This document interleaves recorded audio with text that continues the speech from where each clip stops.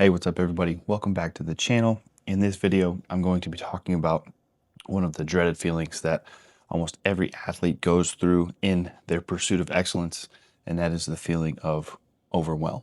But I'm not just going to be talking about the feeling of overwhelm. I'm going to give you 3 separate tools that you can use to help you work through that feeling so that you can come out feeling better on the other side and hopefully be more productive and get you moving towards your goals and get you back to pursuing that excellence that all of us athletes crave. Hey, what's up guys? If you're new here, my name is Nick Lee. I'm a strength and conditioning coach. I'm a mindset coach, basically a performance coach for athletes. And really what I'm about is I want people to be the most athletic they can be, and I want them to have the best mindset that they can have so that they can be the best athlete and human possible and compete to the best of their ability out in whatever sport that they are playing. As I said, this video is going to be about the feeling of overwhelm and how to work through that.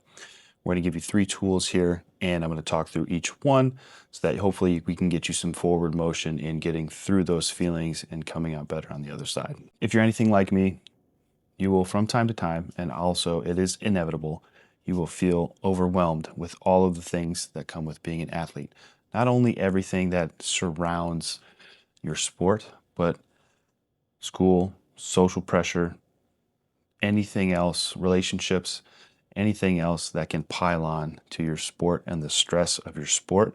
It can create and will create the feeling of overwhelm because you'll have so much to do and you'll feel like you won't have enough hours in the day to do all of these things. First things first, I want you to know that this is super normal and it's neither good nor bad. It just is. It's a feeling.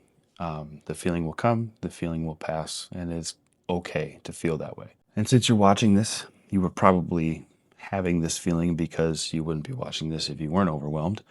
I just want you to let you know the idea of this video and me making this video is because I was feeling overwhelmed and I thought, wouldn't it be sweet if there was a tool or a video on YouTube for athletes about how to work through overwhelm in 3 pretty simple steps. So if you are having the feeling at this moment, here are the 3 ways in which you can hopefully work through your overwhelm and feel better. The first way is I want you to become aware of why you're feeling overwhelmed in the first place. If you go through any mindset program or anything, mental training, mental game, whatever you want to call it, if you go through anything like that, to create a change in whatever mindset you want to change, you must first be aware of what is happening in the first place.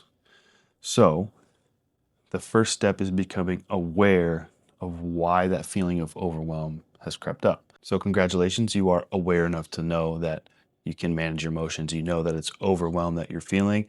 Now I want you to dig a little bit deeper and find out why the overwhelm is there in the first place. The first place to look is what you were doing in the moment that that feeling came about. Were you studying? Were you scrolling on social media? Were you trying to get 17,000 things done in your life and you feel like you're not making progress in any of it?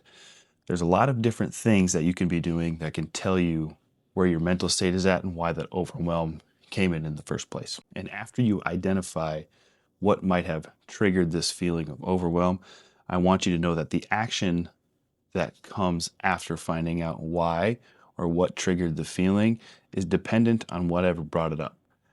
So if you were scrolling, looking at what the best people do in their sport, or the best people do in the classroom, or these crazy things on TV, I want you to know that that is most likely going to be something along the lines of comparing yourself. I get caught in that too. I see all these great creators on social media. I see all these crazy athletes doing crazy things. And I'm not going to lie, like jealousy and envy, even though I know they're not productive emotions, come up. So I try to work through them the best I can. But I also know if I'm feeling that a lot, I need to stop scrolling.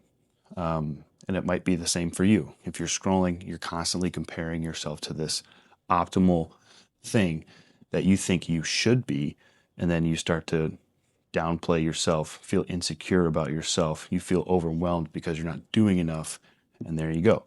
So if it's a scrolling feeling or literally anything that involves you comparing yourself to another, the action is to just stop and stop comparing yourself to what you think you should be.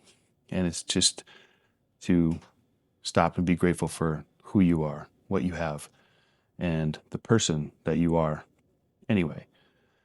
We all have our downfalls. So if it's scrolling, if it's comparing yourself, stop that action and try to be a little bit healthier there. And then if it's something like a huge amount of work, you have all of these classes, all of these tests, all of this film to study, all of these things to do for your sport, chill, take a deep breath, breathe through it.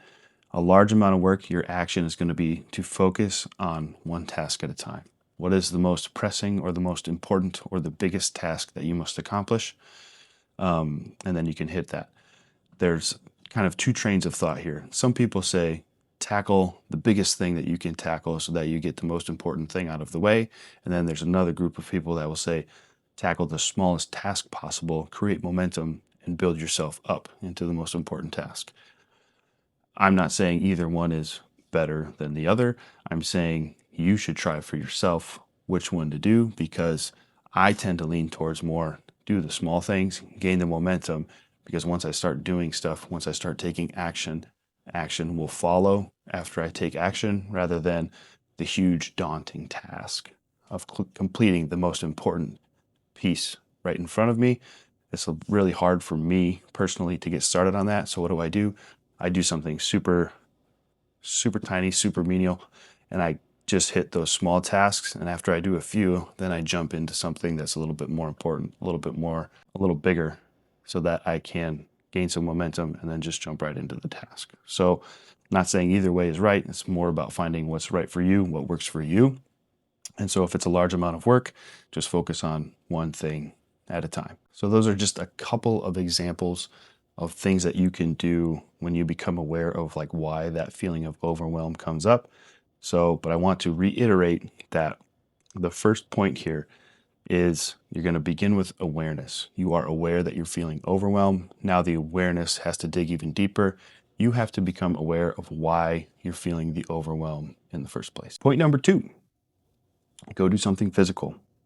I think anytime I'm dealing with difficult emotions, going and training, going and working out, maybe just even going for a walk, tends to be the best thing for refreshing the mind and refreshing the body. A lot of mental challenges can honestly be solved through some hard physical activity. So I would be hard pressed not to put in doing something physical, especially as a strength and conditioning coach, as a point in this series. So when you're going to go do something physical, your focus then shifts from all of the things you have to do or all of the mental chatter that's going on in your brain to what is literally right in front of you in the moment, and that is the hard physical labor that you are now doing because you have decided to go train, go condition, go do a walk, whatever it might be. You get to stop thinking about all of the noise that comes with being an athlete, and you get to focus on something that you can control, and that is how hard you're working in whatever physical training that you're doing.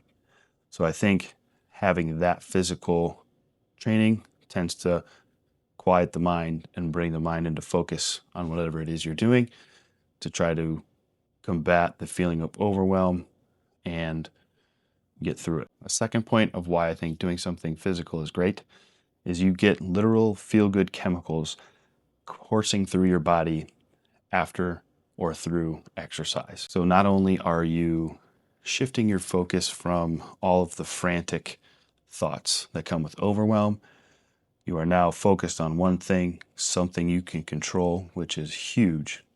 But because you are doing this thing, this hard physical activity, you are getting a reward from your muscles of feel-good drugs coursing through your body so that after your exercise, not only is the overwhelm gone, but you feel even better because you decided to do something physical. And of course, not only the feel good drugs, but just doing something physical helps to build your confidence because you put in work towards something that you actually want to do and you actually love. So, doing a physical activity, not only is it just a shut your mind off type of thing, it doesn't have to be. It can be, I focus on this thing.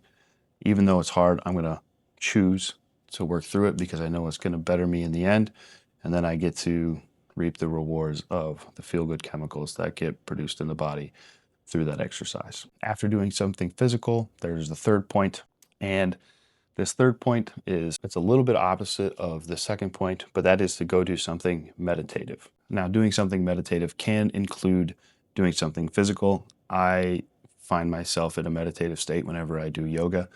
I think doing yoga connects the mind and body, where I'm super focused on whatever the pose is, the stretch is, and then I kind of get lost in time, where a 30, 40-minute yoga session will go by what feels like 10 minutes. So I tend to get in that state through some type of physical motion. However, I actually do think meditating and sitting there and being with your thoughts can help too. But I do think that it's important to not only do something physically challenging, but to do something that doesn't involve you being physical, if that makes sense. I think only relying on the physical can create a kind of unhealthy relationship with the training. So I do think it's important to do something non-physical, where it's actually meditate, do some breath work, where you're not taxing the body so much. Try to do a guided meditation, work through some stuff, and instead of using physical motion to help quiet the mind, you are actually going to use your ability to focus on your breathing and focus on whatever your mind is going through to help quiet the crazy thoughts going through your head. And if you're able to do that outside of sport, you can then apply it in sport when you're in a very stressful, maybe high pressure situation, when you need to stay calm and keep your thoughts calm. You have tools that you can use with breath, with meditation, whatever it may be, that allow you to be your best self in those moments. Another reason why I think doing something meditative can actually be super beneficial is doing that can help to activate the parasympathetic nervous system to settle the body down. So in point two, when we're talking about physical training, doing physical training actually amps up the fight or flight. You get adrenaline pumping, but it also actually kind of fast tracks you into turning on your parasympathetic nervous system, where you're going to rest and digest, and your body will be able to recover. So the physical, yes, you are using adrenaline, using your sympathetic nervous system, but because you're pushing that so hard, you get to turn on your parasympathetic nervous system after. Whereas if we're going to do something meditative, doing this and settling the body down can actually turn on the parasympathetic nervous system and settle it down and tap into settling down the mind in that sense too. So when you learn to calm yourself down, you can turn on the parasympathetic nervous system, and then you can really calm, quiet the mind, and then work through your overwhelm in that sense too. We're not just a one-trick pony of going and training. We have the choice, and you find out which works better for you. Sometimes it's training when it's maybe a more frustrated feeling, and sometimes it's a meditative work when it's more of a heavy workload type of feeling, and it's just you feel like you have an endless amount of work and not as much frustration. So that's more on you to figure out what works best for you. But these are just 3 tools in which you can use. Again, the 3 tools are going to be: first, become aware of why you're feeling the overwhelm. 2, go do something physical to focus your mind on the physical hard work that you're doing. Take your mind off of the feeling of overwhelm, and then you get the feel good effects afterwards. And then 3, do something meditative. Not only is this going to benefit you when you're feeling these crazy emotions outside of your competition, these techniques to kind of guide yourself through these hard emotions outside of competition can then help you in competition when you have those high pressure situations. So all in all, those are the 3 steps I'm going to give you right now. Those were the first 3 that came to mind when I had this video, and I thought I just had to make this video because I was feeling overwhelmed myself, and these are the 3 things that I always come back to. Why am I feeling this way? I'm going to go train my ass off, and I'm going to go do something productive for the mind, settle down the mind so that I can be my best self in whatever moment comes next. So all in all, I really hope this helps. I know these are 3 super simple steps that you've probably heard a bajillion times, but I had the feeling of overwhelm. I thought I should come up with a little bit of a video so I could put out there for any athlete that might need a little help but doesn't have a resource there, and they go on YouTube and say, how can I deal with this? There's a video. I know now that there's a video there because I am currently making one. And If it does help, all I ask is that you throw a like and a subscribe my way. I'm pretty new to YouTube, so any type of engagement would be awesome. I would greatly appreciate it. It shows that I'm at least helping one person, which is enough for me. I know I didn't really have any resources like this as I was going through all of my competitive phases in my younger years, but I think it's better to create now so that some younger athletes that I work with or I don't work with have the ability to have someone that can give them some insight on things that they can do to help better their situation and help better them as an athlete and as a person. Again, if you're here, if you've watched this far, if you vibe with me, throw me a like, throw me a subscribe. If you have any questions, please put a comment down there. I will answer it as fast as possible. And I appreciate you being here, and I can't wait for the next one. All right, have a great day. Peace.